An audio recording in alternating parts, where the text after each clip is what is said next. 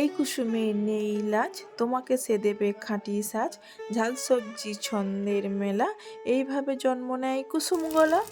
নমস্কার, আবার একটা নতুন রেসিপি নিয়ে চলে আসলাম।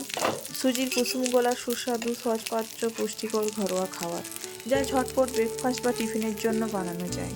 সবজির সঙ্গে সুজি, টক দই, ঝাল মিলেমিশে একটি ভিন্ন স্বাদের জন্ম দেয়। এই সব উপকরণের সঠিক সমন্বয়ে এটি একটি মজাদার স্ন্যাক্স হয়ে ওঠে। গরম তেলে ভেজে নিলে এর সোনালি রং এবং স্বাদ আরও মজাদার হয়ে ওঠে। এটি বানানোর জন্য প্রথমে সমস্ত সবজিগুলোকে একের পর এক কেটে নেব। একটি পাত্রে জল নিয়ে তাতে বিট, গাজর, বরবটি, মটরশুঁটি, ক্যাপসিকাম, ধনেপাতা, টমেটো, কাঁচা লঙ্কা, পেঁয়াজ ভালো করে ধুয়ে নেব। এরপর একের পর এক সবজিগুলোকে যেমন ক্যাপসিকাম, বরবটি, গাজর, বিট গ্রেট করে নেব। সঙ্গে ধনেপাতা, লঙ্কা, মটরশুঁটি, পেঁয়াজ কুচি কুচি করে কেটে নেব। এখন একটি পরিষ্কার কন্টেনার নিয়ে তাতে 1 বাটি মতো সুজি নিয়ে নেব, আর তার সঙ্গে 1 বাটি টক দই দিয়ে ও নুন দিয়ে ফেটাতে থাকবো।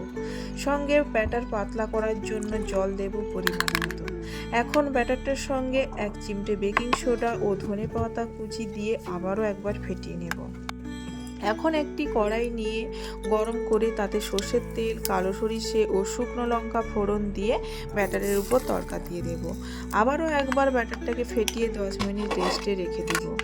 এখন একটি পাত্র নিয়ে কেটে রাখা সবজিগুলো যেমন ক্যাপসিকাম, গাজর, টমেটো কুচি, বরবটি, কাঁচা লঙ্কা, মটরশুঁটি একটু নুন দিয়ে ভালো করে মেখে রাখবো। এখন আমি গ্রেট করা বিটটা দিলাম না, কারণ পুরো সবজিটাই লাল হয়ে যাবে, ওটা পরে উপর থেকে দিয়ে দেব। এখন গ্যাস অন করে একটি ননস্টিক প্যান নিয়ে তাতে তেল ব্রাশ করে নিলাম। এবার একটি চামচ দিয়ে ব্যাটারটিকে অল্প অল্প করে প্যানের মধ্যে দিয়ে দেব। উপর থেকে মাখিয়ে রাখা সবজিগুলোকে দিয়ে দেব। ওই সবজির উপরে এবার গ্রেট করা বিনটাকেও দিয়ে দেব। এখন 2 মিনিট লো আঁচে ঢাকা দিয়ে সবজিগুলোকে সেদ্ধ হতে দেব। 2 মিনিট পর প্রতিটি গোলাকে উল্টে দেব। আবারও 1 মিনিট ঢাকা দেব। ঢাকনা খুলে একের পর এক প্লেটে তুলে নেব। এখন আমাদের সুজির কুসুম গোলা রেডি হয়ে গেছে গরম গরম সার্ভ করার জন্য। এটি সস কিংবা ধনেপাতার চাটনি দিয়েও পরিবেশন করা যেতে পারে।